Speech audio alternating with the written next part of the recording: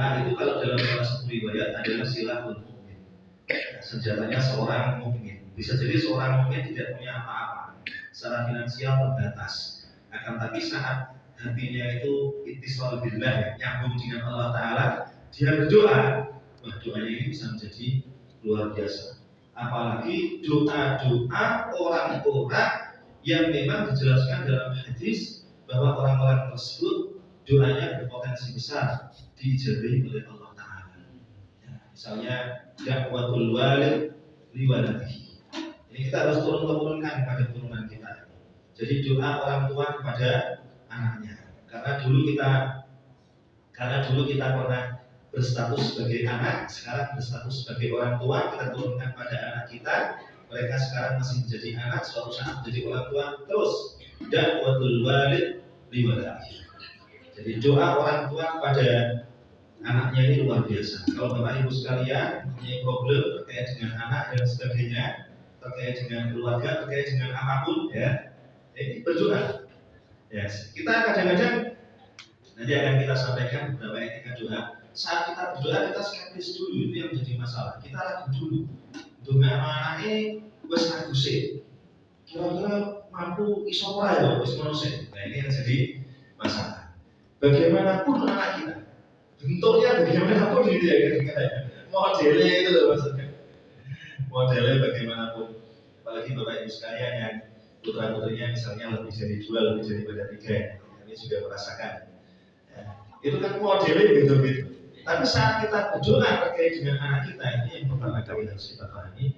Kita harus yakin bahwasanya doa itu akan diijabahi oleh Allah Taala. Ya wadul walid li waladihi. Jangan lupa juga ketika Bapak Ibu sekalian berstatus sebagai musafir, sebetulnya musafir ini doanya luar biasa. Gak usah jauh-jauh, misalnya Bapak Ibu sekalian melakukan perjalanan misalnya ke Semarang, melakukan perjalanan misalnya ke mana lah, safar lah ya, orangnya disebut musafir. Kalau orang yang tidak safar itu disebut dengan mukim, orang yang domisili di wilayahnya. Ini kan sudah menjadi serapan bahasa Indonesia ya. Dia mukim di sana, padahal dari kata bahasa Arab atau yukim, fahuwa mukim. Istilah fa'ilnya itu mukim. Sudah jadi bahasa Indonesia. Musafir jadi bahasa Indonesia enggak? Ya, itu safar yusafiru fahuwa musafirun, istilah fa'il. Bahasa Arab itu. Dia safar, jadi bahasa Indonesia. Ya Arab tapi bahasa Indonesia. Ya, Bapak Ibu sekalian jangan lupa kalau kita safar, selipkan doa-doa yang spesial. Karena salah satu dakwah yang mustajabah itu adalah dakwatul musafir. Doanya orang yang melakukan perjalanan.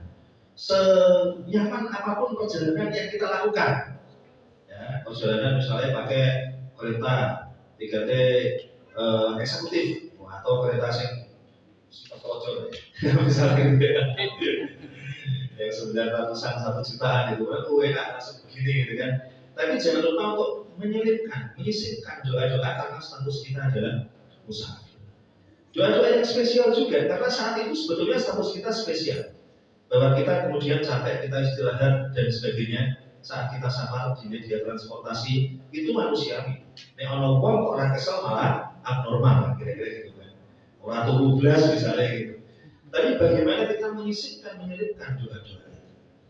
Kadang-kadang kita ketika sudah mendapatkan fasilitas yang nyaman itu, media transportasi yang nyaman, ya turu, terus silakan. Tapi kita selipkan doa-doa yang bagi kita istimewa lah. Ya. Kemudian hati-hati juga jangan sampai kita menzalimi orang.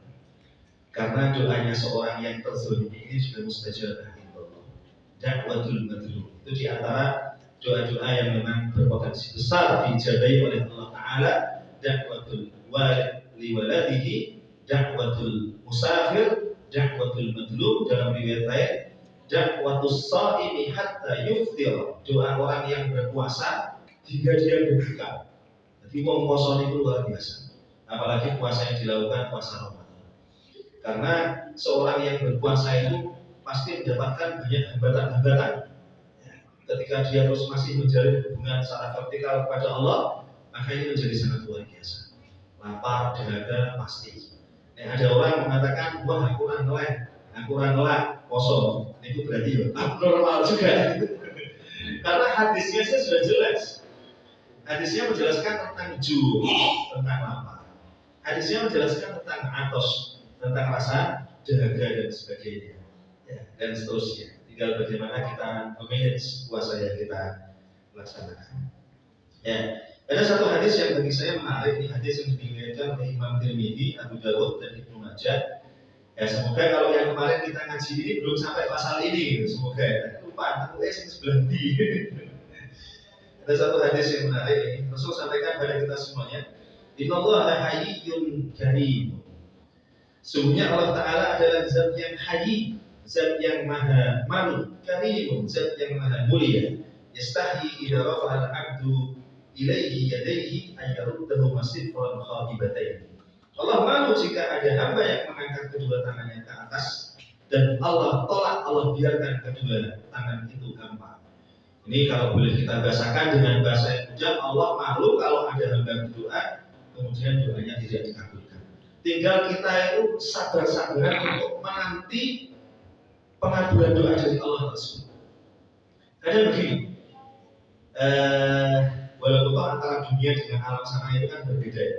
Kita kadang-kadang kalau dalam konteks keduniaan saja, kita mengajukan atau menyampaikan proposal, misalnya begitu ya, itu kan ada ijroatnya, ada prosedurnya, ada ACC-nya dan sebagainya dan seterusnya, sampai terus kemudian ada pencairan dana. Misalnya begitu. Ini kalau kita bicara konteks dunia yang apa istilahnya, yang sangat simpel untuk memudahkan pemahaman aja. Ya. Terkadang seorang hamba berdoa, doa itu diproses oleh Allah Ta'ala dan Allah akan kabulkan doa itu di waktu yang paling tepat menurut Allah untuk hamba tersebut. Tapi ketika sedang proses tersebut, hamba ini malah justru terus di tengah jalan menyimpulkan hal-hal yang tidak baik, yang kurang baik. Ada asumsi yang kurang baik terhadap Allah. Aku ini tadi jabah itu sudah betul-betul begitu. Sehingga yang sebelumnya sudah terproses ini kemudian tertunda, terpendek, atau bahkan mungkin tidak dikabulkan oleh Allah Ta'ala. Ini kan sebetulnya kuat-kuatan atau kesabaran dalam tanda petik ya. Karena kita sebagai manusia tidak bisa kita berdoa kemudian kita ingin doa itu dikabulkan di waktu yang paling tepat menurut kita untuk kita, egois banget. Gitu. Jadi ini yang harus kita pahami dan sering disampaikan oleh para sholihin juga ya. Seringkali terjadi semisal itu, ya, maka di antara etika doa itu dijelaskan dalam hadis ini, seorang hamba mengangkat kedua tangan. Ya, ini untuk menunjukkan hamba tersebut benar-benar butuh kepada Allah Ta'ala. Dalam hadis ini saja. Jadi dalam hadis ini, idza rafa'al 'abdu ilaihi yadayhi, jika ada hamba yang mengangkat kedua tangannya kepada Allah Ta'ala. Ini salah satu saja. Ada min adabi doa, salah satu etika dalam doa. Ya, Allah akan malu jika ada hamba yang mengangkat kedua tangan kepadanya. Ayaruddahu masifran khalibataini. Kemudian Allah tolak kedua tangan itu hampa, kosong, tidak dapat apa-apa. Tinggal ini tadi setelah kita berdoa itu bagaimana kita memanage diri kita, memanage hati kita, memanage kesabaran kita, dan memanage keyakinan kita bahwa Allah akan mengabulkan di waktu yang paling tepat menurut Allah untuk kita semua. Ini persoalan yang perlu kita sampaikan. Dalam hadis ini ada yang menarik. Sepertinya belum kita kutip di hadis ini kemarin. Namun sudah ada yang pernah dengar. Kalau sudah kita lewati masalah berikutnya. gitu. Ada dua apa istilahnya sifat yang disebutkan dalam hadis ini yang disebutkan oleh Allah Ta'ala hayyun. Hayyun itu artinya syadidul haya, zat yang maha malu. Jadi ibaratnya ketika ada hamba kok mengadu, menyampaikan permohonan, permintaan kepada Allah, kok tidak dikabulkan oleh Allah, Allah itu bukan hanya malu, hayy, syadidul haya, sangat malu. Dan karim kalau selama ini kita terjemahkan kan mulia gitu ya. Maka banyak yang kalau laki-laki namanya karim, kalau perempuan karimah, ada tatapan bentuknya, mudzakkar dan muannas. Ada yang kiram, ada yang ikram, dari kaf, ra, mim semua Yang akar katanya ini artinya tentang hal-hal yang bersifat mulia-mulia. Nanti bisa orang yang mulia, bisa yang dimuliakan, bisa kemuliaan dan seterusnya. Nah itu akar kata kalau dalam bahasa Arab wene-wene. Gitu ya. Dan kalau kita kadang-kadang dengar di YouTube itu yang kata fi'il madi yaktubu fi'il mudhari sampai ke sana. Master wa maktaban master dan seterusnya. Itu akar kata Jadi itu sering kita terjemahkan mulia. Kalau dalam konteks ini dijelaskan oleh beberapa ulama, Allah Ta'ala adalah zat yang hayy dan karim. Karim itu artinya apa? Dijelaskan fahuwa yu'tika duna antas alam.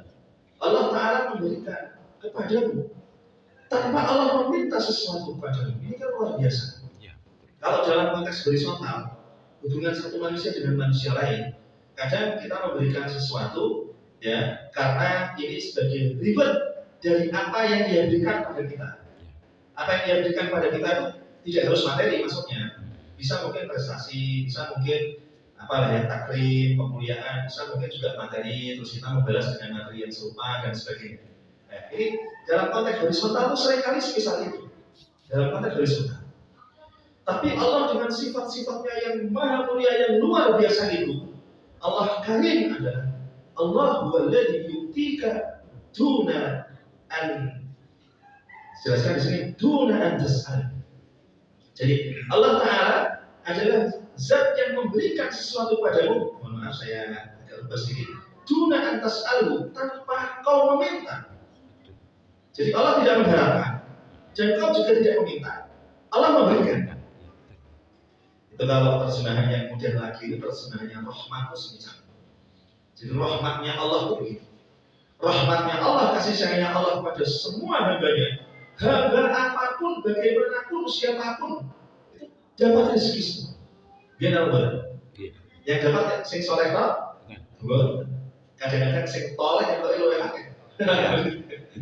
Jadi sing soleh iki wong sing soleh, sing ora soleh jenenge toleh. Itu bahasa. Betul ini. Jadi jangan sampai ngasih nama anak-anak kita Muhammad Toleh. Itu wale berarti. Muhammad apa? Toleh itu mana nih? Orang soleh. Muhammad soleh. Kadang-kadang begitu. Saya pernah berjumpa dengan seorang. Pak jadi kan saya panggil kalian Pak Dzolin. Saya sempat mikir Pak Dzolin maksudnya dia. Ya, mungkin maksudnya bagus. Karena dibaca setiap kali sholat. Walaupun amin. Padahal maknanya boleh itu apa? Wong sing sesat. Tidak juga masuk kategori orang yang sesat. Kabulkanlah ya Allah, kan gitu kan? Karena kepo, dia begitu tinggal. Jadi saya tidak tanya nama panjangnya siapa, panggilannya Pak Dolin. Semoga bukan yang betul. Ya. Tapi itu apa istilahnya? Ya, presentasinya kecil ya gitu. Ya kita lanjutkan. Jadi tadi itu, karimnya Allah itu Allah memberikan sesuatu kepada hambanya tanpa hamba itu meminta. Dan juga bukan berarti karena hamba itu memberikan sesuatu kepada Allah. Yukti kaduna atas alam ini satu hal yang bagi saya luar biasa. Dan satu hal yang perlu kita garis bawahi bahwasanya ketika kita sudah merasa berdoa, kita merasa sudah mengadu kepada Allah dan menjaga etika doa, kita sampaikan Allahumma, kita sampaikan ya Allah, kita sampaikan ya Allah, dan ungkapan-ungkapan yang semisalnya, kok doa itu belum kunjung dikabulkan oleh Allah Ta'ala. Kalau para ulama menyampaikan paling tidak di sana ada 3 hikmah besar. Ini kita sampaikan hadisnya. Dijelaskan dalam salah satu riwayat, ini hadis yang diriwayatkan oleh beberapa hadis termasuk di antaranya Imam Tirmidzi dari sahabat Abu Hurairah. Yaqulu Nabi sallallahu alaihi wasallam, "Ma min ahadin yad'u adin." Tidaklah seorang yang berdoa dengan satu doa illa atahu Allah ma sa'ala.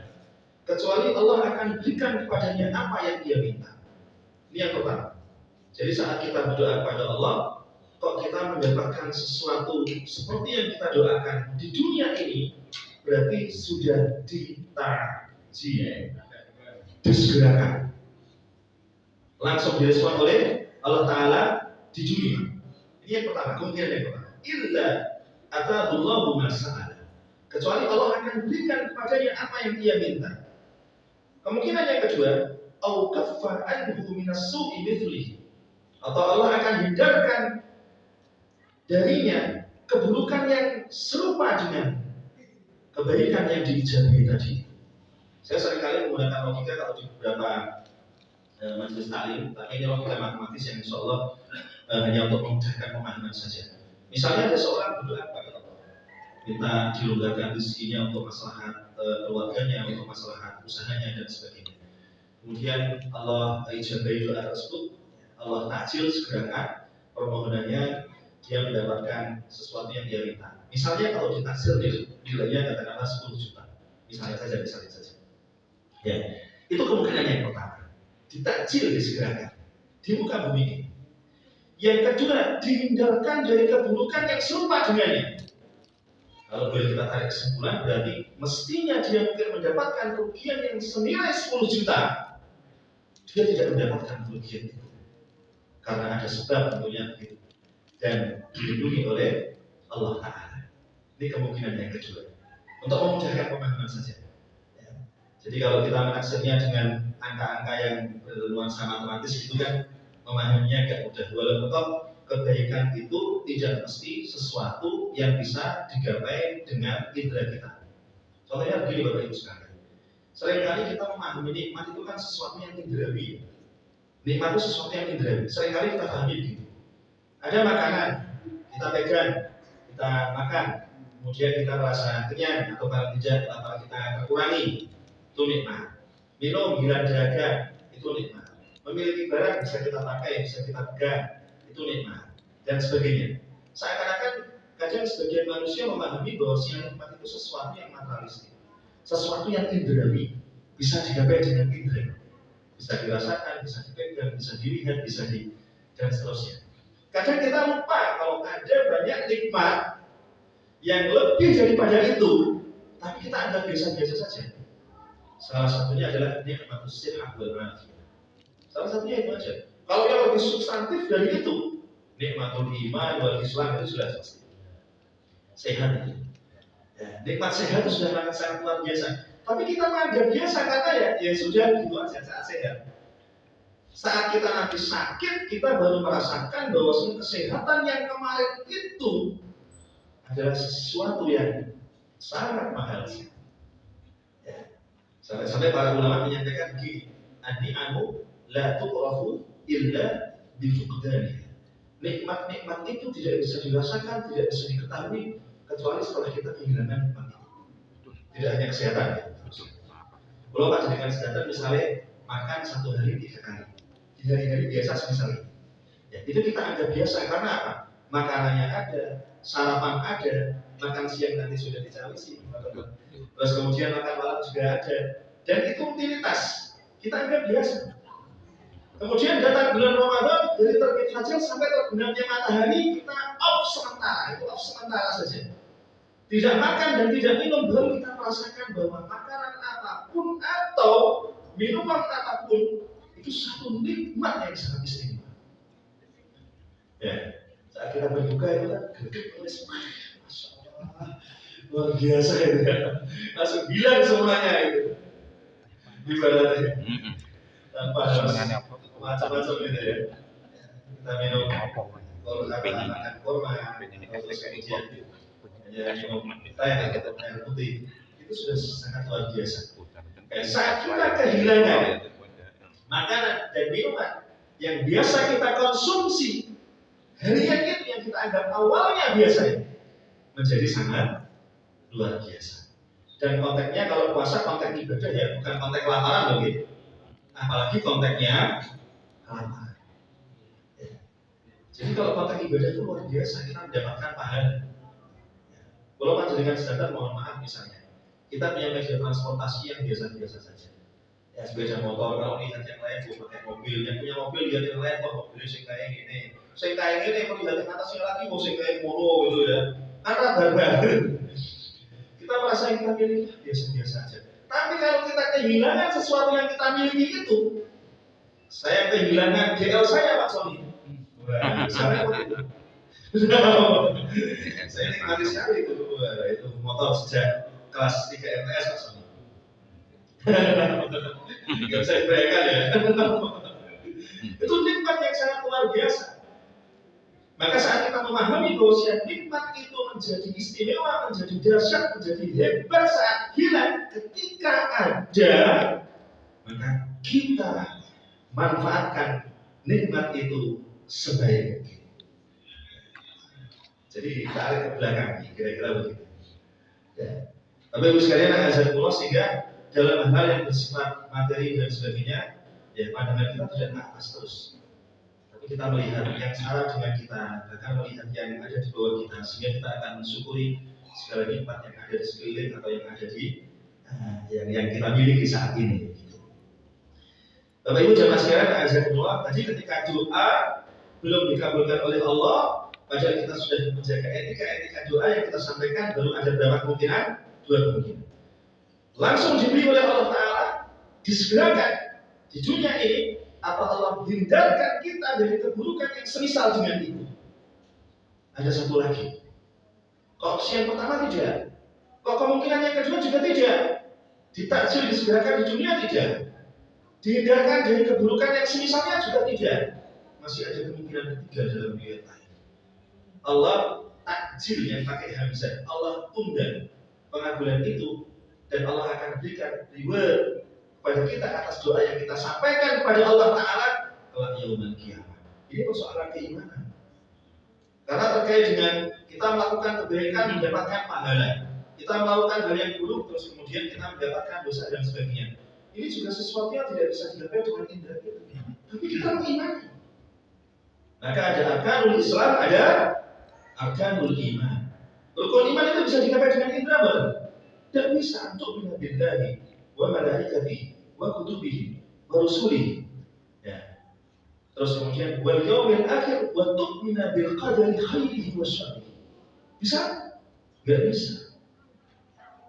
Enggak bisa digapai dengan itu. Tapi harus diimani. Itu bedanya orang yang disebut mukmin dengan ghairul mukmin. Kalau standarnya materi itu manusia biasa semuanya. Tapi ketika seorang manusia kemudian bisa memahami arti keimanan itu, maka dia disebut mukmin. Yang tidak bisa memahami ghairul mukmin. Gitu kira-kira. Ya, jadi mukmin itu lebih dalam dari musyrik. Mukmin. Oke. Bapak Ibu sekalian, hazakumullah, kemudian perlu kita sampaikan ini beberapa ada doa yang semoga bisa memberikan motivasi pada kita semuanya saat berdoa kepada Allah Ta'ala, ya, dan meyakini bahwa doa itu akan dikabulkan oleh Allah. Sekali lagi, rumusnya adalah di waktu yang paling tepat menurut Allah untuk kita. Rumusnya itu. Ya. Yang pertama al-yakin. Yang dimasukkan dengan al-yakin, para ulama menyampaikan penjelasan anta ta'akkada anna rabbana yastajib. Kau meyakini bahwasanya Tuhan kita Allah Ta'ala akan merespon doa itu. Harus yakin dulu. Maka tadi di awal saya sampaikan panjenengan berdoa kaitannya dengan anak dan sebagainya. Ya Allah, anakku kok kata-kata ya Allah, mungkin sampai nih, mungkin soalnya kita yang berdoa mungkin ya Allah. Nah, yang pakai toa ini. Sudah lepaskan aja. Kalau kita sudah berikhtiar berusaha mengarahkan anak dengan baik, kok masih begitu, masih labil, belum stabil, masalahkan urusan pada Allah. Tapi kita tetap harus berikhtiar untuk mentarbiyah, mendidik, mengarahkan. Gosok gampangnya kan jadi. Kalau dalam pertemuan sebelumnya, sepertinya saya sampaikan kayak dolanan layangan. Diulur, tarik. Ya kadang dikasih reward, tapi dikasih punishment juga. Ketika melakukan satu pelanggaran, biar paham. Oh begini itu tidak baik. Sampai diingatkan, sampai bahkan mungkin dihukum. Tentunya hukuman yang proporsional, ya, dan seterusnya. Tapi sekali waktu dikasih reward, dikasih imbalan, dikasih hadiah, dikasih apresiasi apapun lah ya. Dan apresiasi itu tidak harus materi sebetulnya. Ya, cuma kadang-kadang juga harus materi juga. Jadi mantap gitu ya. Kalau orang-orang dulu itu kadang-kadang memberikan apresiasi itu dengan dolanke gitu dong. Hanya dolanke aja. Dolanke kemana? Dibuat senang lah ya. Sehingga harinya diistilahkan dengan yaumul farah, hari yang penuh dengan kebahagiaan. Walaupun toh itu apa-apa. Ya, itu yang pertama. Kemudian yang kedua adalah al-khusyuk. Khusyuk itu sulit didefinisikan sebetulnya. Ada sebagian yang mengatakan begini, khusyuk itu orang berdoa sampai betul-betul dia konsentrasi ke atas dan tidak mendengar apapun, sulit. Kalau sampai level semacam itu. Bahkan kalau kita perhatikan riwayat Rasulullah SAW yang menjadi imam sholat itu ya, itu kan Rasulullah pernah imam sholat, mungkin pernah kita singgung juga. Terus Rasulullah ingin memanjangkan bacaan. Terus kemudian ada anak kecil menangis itu. Bahasa hadisnya bagaimana? Fasami'a buka as-sabi. Rasulullah mendengar tangisan anak kecil itu. Kemudian apa yang dilakukan Rasulullah? Fakhaffafal qira'ata. Maka kemudian Rasulullah meringankan bacaan. Maka kalau didefinisikan khusyuk itu sampai kita nggak keluar apa-apa, sebenarnya tidak mungkin. Sebenarnya tidak mungkin. Sekhusyuk-khusyuknya orang berdoa, sekhusyuk-khusyuknya orang sholat misalnya, ketika ada sesuatu yang jatuh, berdoa, kan ya mesti keluar. Cuma dia bisa memanage konsentrasinya. Ya, Rasulullah ketika sholat terus kemudian mendengar ada tangisan anak kecil ini, Rasulullah yang awalnya ingin memanjangkan bacaan, khaffafal qira'ah, meringankan, memendekkan bacaannya. Karena kalau dipanjangkan mungkin bisa menjadi fitnah dalam tanda petik ya, istilahnya fitnah, mengganggu jamaah, orang tuanya juga bingung, juga nggak mari-mari nggak selesai nangisnya misalnya dan seterusnya. Tapi sholat Rasulullah tetap khusyuk. Jadi pemaknaan khusyuk kira-kira ya, bagaimana kita menjaga konsentrasi saat melakukan istilahnya relasi vertikal kepada Allah Taala. Ya. Dijelaskan ini ada salah seorang tabi'in. Tabi'in itu berarti muridnya sahabat. Ada orang kok sempat bertemu dengan sahabat, sempat menimba ilmu sahabat, walau lahdatan, walaupun toh sebentar saja, itu sudah masuk kategori tabi'in. Ada 4 imam mazhab yang masyhur di Indonesia, Ahlussunnah wal Jamaah. Imam Abu Hanifah, Imam Malik bin Anas, Imam Muhammad bin Idris Syafi'i, Imam Ahmad bin Hanbal. Yang paling seniornya Abu Hanifah. Ada sebagian ulama yang menjelaskan bahwasanya Abu Hanifah ini masuk kategori tabi'in. Kenapa? Karena dia sempat ketemu dengan sahabat-sahabat sepuh yang umurnya panjang gitu. Ada beberapa sahabat yang umurnya panjang memang, dan sempat belajar dengan mereka, sehingga masuk kategori tabi'in. Imam Malik ini setelahnya Abu Hanifah. Walaupun jauh ya antara Irak dengan Madinah ya. Terus Imam Malik ini salah satu gurunya Imam Syafi'i. Imam Syafi'i ini salah satu gurunya Imam Ahmad bin Hanbal. Madhabnya di artinya apa? Dalam satu persoalan, dalam satu masalah, itu kadang-kadang fatwanya berbeda karena objek dakwah yang dihadapi juga berbeda modelnya. Masyarakat yang dihadapi berbeda. Masyarakat yang dihadapi Imam Syafi'i saat di Irak dengan saat di Fustat di Al-Qairo di Mesir itu beda. Sehingga kadang-kadang Imam Syafi'i menyampaikan dalam masalah ini dulu saat di Irak saya mengatakan kesimpulannya begini. Sekarang dengan kondisi masyarakatnya yang begini, saya katakan hukumnya begini. Ada qaul qadim, ada qaul jadid. Pendapat yang lama, pendapat yang baru. Ya, ini sekilas saja. Jadi ada salah satu tabi'in, cerita ini memang sampai mana-mana. Ada salah satu tabi'in yang sampai mengatakan begini. Memang tidak dijelaskan siapa namanya dalam kitab Al-Kalam min Al-Qalb. Dijelaskan ana a'lamu mata yustajab du'a. Dia sampai mengatakan begini. Ini maksudnya untuk memberikan motivasi. Aku tahu kapan doaku akan dikabulkan. Fata'ajjaban nas. Sehingga orang-orang yang ada di sekitarnya ini gumun semuanya. Saya kaya sekali begini ngerti kapan doanya dijabahi Allah. Itu pada takjub semuanya. Kalau lalu orang-orang yang ada di sekitarnya menanyakan padanya, kaifa? Bagaimana mungkin bisa begitu? Faqala, maka tabi'in yang alim ini mengatakan, indama yakhsha qalbi wa tadma 'aini wa taskun jawarihi, yaitu saat hatiku itu merasa nyaman terus kemudian mataku meneteskan air mata, dan saat jawarih anggota tubuhku ini merasa enak lah, merasa nyaman. Maka Bapak Ibu sekalian, azakumullah, saat kita berdoa itu kan kadang-kadang ya, itu kan kalau pas doanya nyetel betul gitu, itu kan kita menangis. Tapi kadang hal tersebut tidak bisa langsung kita yang ulangi hari berikutnya. Suatu pekan berikutnya kadang-kadang nggak bisa juga. Itu sudah ini silatun nabillah, relasi kita dengan Allah Ta'ala.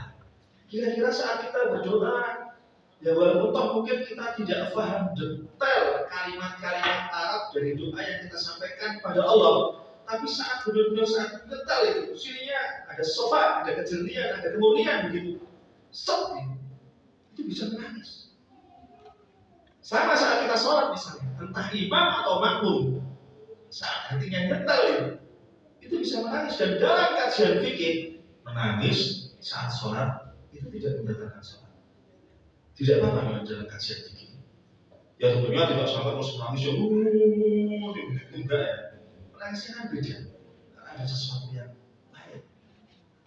Yang walaupun toh kadang kita tidak paham, ya, ma'ani al-alfat al-arabiyyah fi tilkal ayat, makna-makna lafaz Arab yang ada dalam ayat tersebut. Tapi ada sesuatu yang beda di luar asal demi masa. Al-hamu mutakasur. Ada sesuatu yang beda.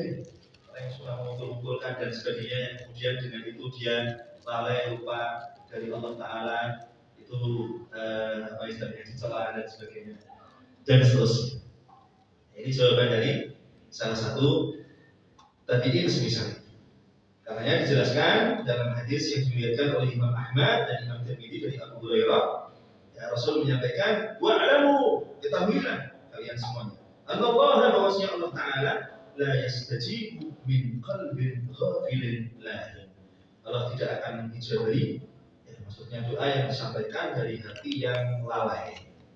Jadi mungkin apa yang kita sampaikan biasa, tapi kalau yang kita sampaikan biasa itu memang nyetel ke sana itu, kita sampaikan dengan penuh harap dan sebagainya, maka yang biasa itu akan jadi luar biasa.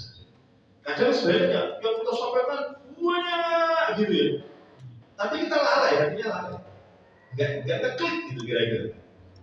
Ya malah kalah dengan yang biasa-biasa tapi ngeklik tadi itu. Kalau dalam salah satu hadis qudsi lain itu ada sesuatu yang menarik. Jadi dalam salah satu hadis qudsi lain, Allah melakukan dialog perbincangan dengan Jibril. Jadi bukan berarti Allah tidak mengetahui, bukan. Itu untuk menunjukkan kasih sayang Allah pada makhluknya. Di antaranya makhluknya adalah malaikat. Allah sampaikan pada Jibril, ya Jibril, hal da'ani abdi. Wahai Jibril, apakah hambaku itu berdoa padaku? Na'am ya Allah. Ya wahai Allah. Kemudian Allah sampaikan, ya Jibril, hal alaha ilayya abdi. Apakah hamba itu terus berdoa padaku dengan penuh harap dan seterusnya? Jibril mengatakan, na'am ya Allah. Ya wahai Allah. Setelah itu Allah sampaikan pada Jibril, ya Jibril, akhir masalah tak. Dengan orang yang berdoa modelnya semisal ini, kan menjaga etika doa ini, ya, berdoa pada Allah terus menerus, menjaga etika doa dan sebagainya. Allah malah menyampaikan, ya Jibril, akhir masalah. Tundalah apa-apa yang diminta oleh hamba itu. Agak aneh kan? Agak aneh kan? Ya. Karena sebetulnya doa yang disampaikan sudah pas, menjaga etika doa dan seterusnya. Allah sampaikan, ya Jibril, akhir masalah ta'abdi. Tapi kemudian Allah tambahkan, fa'inni uhibbu an asma'a sawtahu. Karena sesungguhnya aku suka mendengar suaranya. Maka tadi ketika doa kita belum dikabulkan oleh Allah Ta'ala, yang kita sampaikan di awal tadi ada 3. Kalau kita kaitkan dengan hadis qudsi ini, berarti tambah ada 1. Bisa jadi suara kita menyampaikan segala sesuatu kepada Allah ini, ya, sampai benar kepada Allah ini, ya, klik betul, dan memang ditunda responnya karena Allah suka dengan suara kita. Akhir mas'alah abdi fa inni uhibbu an asma'a sautan. Ya, tunggalah karena sungguh aku menyukai suara. Ya, kita ngerti ngono kan terus. Ya, cuman itu memang ditutup semuanya. Kita ini agar kita kemudian memahami hikmah di balik itu, menguji kesabaran hamba dan seterusnya. Coba kalau semuanya diinformasikan, nggak ada hamba yang berdoa, semuanya berdoa. Tapi kan ini untuk membedakan mana orang yang berdoa sabar, mana yang tidak, mana orang yang konsisten doa, mana yang tidak, dan seterusnya. Coba kalau diinformasikan dalam satu riwayat, sesungguhnya malam Lailatul Qadar akan terjadi di malam ke-25. Misalnya, nggak ada riwayatnya. Misalnya, diinformasikan misalnya seperti itu dalam salah satu riwayat yang sahihah misalnya. Itu bisa jadi awal Ramadan santai, mendekati malam 25 langsung kencang. Karena dia pahamnya khairun min alfi syahr. Sehingga itu sak bengi untuk kebaikan lebih dari 83 tahun kan gitu kan. Informasi umumnya disampaikan orang dapat Lailatul Qadar mendapatkan umur kebaikan lebih dari 83 tahun. Berarti tidak bisa dihitung dengan hitungan matematis. Kalau panjenengan sedang misalnya, bikinlah angsal Lailatul Qadar sedang misalnya. Tapi bisa jadi umur kebaikannya beda-beda. Saya cuma mendapatkan 84 tahun. Jadi kan ada yang mendapatkan 100 tahun. Yang lain mendapatkan umur kebaikan 120 tahun. Karena kuantitas dan kualitas kebaikan yang dilakukan di malam Lailatul Qadar tersebut, satu orang dengan orang lain beda-beda. Karenanya bahasanya umum. Khairun min alfi syahr. Itu tidak bisa dihitung dengan hitungan matematis. Beda kalau dalam ungkapan Arab misalnya dikatakan ka'alfi syahrin, seperti 1000 bulan. Itu taksirnya jelas. 1000 bulan itu sakjane pirang tahunan to wong seperti yo. Tapi kalau sudah khairun min alfi syahr, itu luar biasa. Kalau pada dengan standar dapat umur dari Allah misalnya kalau seperti Rasulullah 63. Kalau lebih daripada itu sudah bonus. Ya, dalam kita hidup misalnya mendapatkan Lailatul Qadar 4 kali aja. Saya iso bayar umur kebaikannya berapa ya? Makanya kata Bapak Ibu sekalian. Kalau orang dulu itu secara fisik gede, secara umur dowo panjang. Semakin kesini secara fisik mengecil, kata gitu. Ya, sampai ada ukuran S small. Mengecil. Secara umur juga memendek. Taksiran umur umat Muhammad itu kita ya tarawah ma baina 60 wa 70 sanah. Taksirannya antara 60 sampai 70 tahun. Walaupun umur asli itu pendek, tapi umat Muhammad itu berpotensi besar mendapatkan umur kebaikan yang sangat panjang. Dan intinya itu umur kebaikannya itu sekali Lailatul Qadar khairun min alfi syahr. Tidak bisa ditakar dengan takaran matematis. Ya, cuman ya memang tidak pernah diinfokan kapan pasir Tokyo kapan. Tidak hikmahnya apa? Agar setiap muslim semangat menyongsong kebaikan, melakukan aktivitas yang baik min awal Ramadan ila akhir Ramadan. Tuntas bahkan kemudian berefek pasca Ramadan. Hikmah terbesarnya itu. Kalau dibocorkan kan bahaya kan? Hikmah. Lalu terakhir, tadi pesannya Pak Sony sampai jam 8, endingnya di untuk doa ya Pak Sony. Isu lagi. Satu hal terakhir yang perlu saya sampaikan, Imam Ahmad bin Hanbal dalam sebuah pernyataan pernah menyampaikan beliau kalau kita dalam kondisi semisal ini doa kita pasti akan dijabahi oleh Allah. Ini pernyataan Imam Ahmad bin Hanbal. Saya sampaikan. Yaqulu Imam Ahmad bin Hanbal, "Laisa indi misl muslim hina yad'u fayastajibu Allah li du'aihi." Aku tidak memiliki semisal sesuatu yang dimiliki oleh seorang muslim saat berdoa, kemudian Allah mengabulkan doanya. Illa kecuali karajulin ala khasyabatin, semisal seorang laki-laki yang ada di papan fi wasatil bahri, di tengah lautan. Kita bayangkan ada orang di papan, atau jangan papan lah, ekstrim banget kalau papan ya, pakai perahu aja, perahu. Ya, kalau papan kan ekstrim banget saat papan kok, pakai perahu aja bisa. Ada seorang laki-laki yang fi wasatil bahri di tengah lautan, yang mana dia berdiri di atas perahu misalnya, perahu tanggung. Ya, wal maut hamidun, kemudian apa istilahnya, ombaknya itu bergelombang luar biasa, dahsyat. Hati itu semua ini. Waqad aiqana bil maut, dan dia sudah yakin bahwasanya dia akan mati. Dia sudah yakin tidak ada seorang makhluk pun, seorang manusia pun yang bisa menolong dia. Dalam kondisi misal ini harapan terakhirnya apa? Pasti memasrahkan pada zat yang segala-galanya. Harapan terakhir manusia ketika sudah dalam kondisi yang semisal itu sangat emergensi, sangat kepepet, sudah diambang-ambang semacam itu pasti terus secara otomatis masih ada zat yang segala-galanya. Barangkali muncul, kalau bahasa kita, mukjizat. Fir'aun itu tenggelam, ketika tenggelam, wis tinggal kaunya aja dia, tenggelam itu sempat ayat juga. Tapi kan ayatnya yang bicara walaysa bitawbatu lil ladzina ya'maluna as-sayyi'at hatta idza hadara ahaduhumul maut qala inni tubtu al-an, tidak diterima tobatnya karena tinggal mati tok. Hadara ahaduhumul maut, baru mengatakan inni tubtu al-an, sungguhnya aku sekarang bertobat, enggak diterima.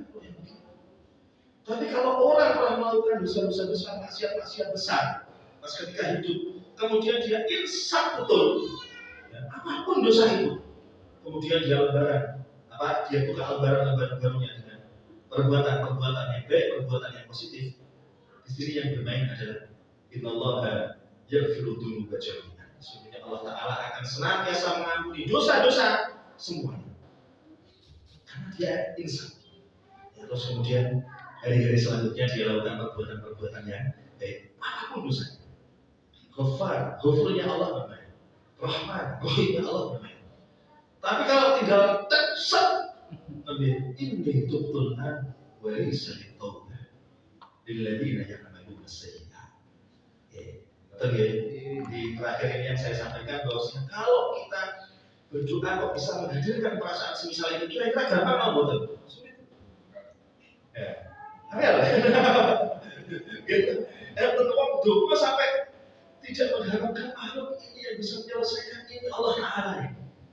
Orang di tengah lautan, dua bintang ombak, sebenarnya mesti tinggal mati itu. Tidak ada siapapun yang dia bisa mintai pertolongan. Maka masih ada Allah. Barangkali muncul sesuatu yang luar biasa, mukjizat, saya selamat.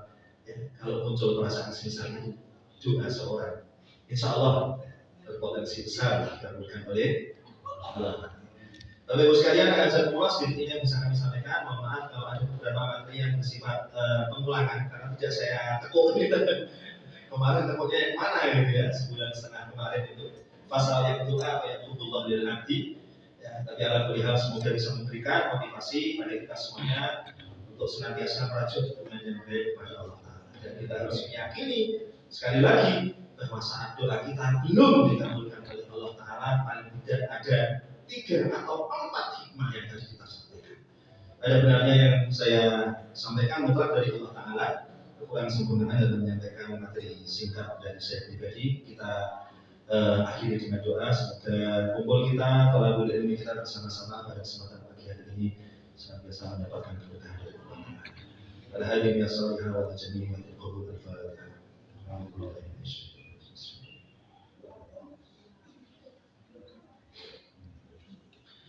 أعوذ بالله من الشيطان الرجيم. بسم الله الرحمن الرحيم. اللهم صل على رسولنا وحبيبنا وشفيعنا مولانا محمد صلى الله عليه وسلم. وسلم رضي الله تبارك وتعالى عن كل صحابة رسول الله أجمعين. حمد الشاكرين حمد الناعمين حمدا يوافي نعمه ويكافئ مزيدا. يا ربنا لك الحمد كما ينبغي لجلال وجهك الكريم والسلطان. اللهم اغفر للمسلمين والمسلمات والمؤمنين والمؤمنات الأحياء منهم والأموات إنك سميع قريب مجيب دعوة قاضي الحاجات. اللهم إنا نعوذ بك من علم لا ينفع ومن قلب لا يخشع ومن نفس لا تشبع ومن دعوة لا يستجاب لها. اللهم اجعلنا وأهلنا وأولادنا وطلابنا وطالباتنا من أهل العلم والخير ومن أهل القرآن ولا تجعلنا وإياهم من أهل شر وظلم برحمتك يا أرحم الراحمين. اللهم اكشف عنا الغلاء والبلاء والوباء والقحط والمحن والزلازل والشدائد والأمراض والأسقام ما ظهر منها وما بطن والتي لا يكشفها غيره. أعوذ بكلمات الله التامة من شر ما خلق. بسم الله الذي لا يضر مع اسمه شيء في الأرض ولا في السماء وهو السميع العليم. اللهم إنا نسألك حسن الخاتمة ونعوذ بك من سوء الخاتمة. رب اغفر لي ولوالدي وارحمهما كما ربياني صغيرا واجعلني مقيم الصلاة ومن ذريتي رحمنا وتقبل الدعاء. ربنا آتنا في الدنيا حسنة وفي الآخرة حسنة وقنا عذاب النار. صلى الله على سيدنا محمد وعلى آله وصحبه وبارك وسلم.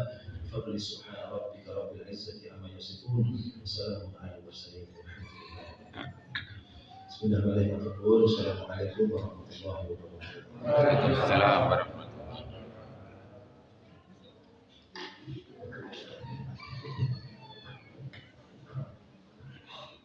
Bapak Ibu jemaah rahmatullah, jemaah majelis taklim yang dimuliakan oleh Allah Subhanahu wa taala, telah kita ikuti pengajian yang disampaikan oleh Al-Ustaz Haji Muhammad Farno CMWI dengan seksama.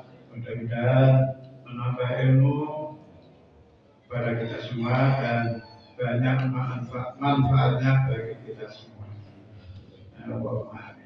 Kemudian acara berikutnya yaitu pengumuman-pengumuman. Yang pertama, infak pada kesempatan hari ini mendapatkan Rp800.000. Alhamdulillah.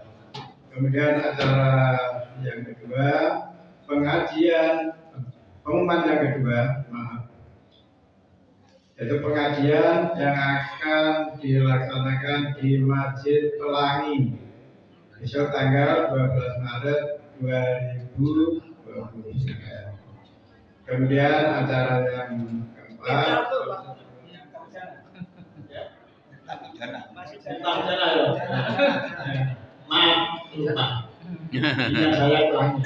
ini tahu jamaah Bapak Ibu, saya lupa. Ya. Kemudian acara yang keempat penutup. Bapak Ibu, marilah kita tutup pengajian pada kesempatan hari ini dengan doa kafaratul majlis dan hamdalah bersama-sama. Subhanakallahumma wa bihamdika asyhadu an la ilaha illa anta astaghfiruka wa atubu ilaik. Alhamdulillahirabbil alamin. Saya membawa acara banyak kekurangannya, mohon dimaafkan. Wassalamualaikum warahmatullahi wabarakatuh.